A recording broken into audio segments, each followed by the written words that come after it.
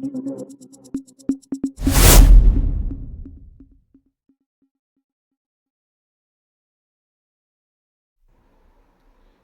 குரல் செய்திகள். புதுச்சேரி உள்துறை அமைச்சர் நமச்சிவாயம் தனது பிறந்தநாளை முன்னிட்டு முதலாயப்பேட்டையில் உள்ள அரசு பள்ளியில் 500 மாணவர்களுக்கு கையேடு கேம்பஸ் மற்றும் எழுது பொருட்களை வழங்கினார். புதுச்சேரி முதலாயப்பேட்டை பாஜக மாநில செயற்குழு உறுப்பினர் திருச்செந்திரன் ஏற்பாட்டில் அர்ஜுன் சுப்பராய நாயக்கர் பள்ளி வளாகத்தில் நடைபெற்ற விழாவில் உள்துறை அமைச்சர் நமச்சிவாயம் கலந்து கொண்டு 500 பள்ளி மாணவ மாணவிகளுக்கு கையேடு கேம்பஸ் மற்றும் எழுது பொருட்களை வழங்கி தனது பாராட்டுகளை தெரிவித்தார்.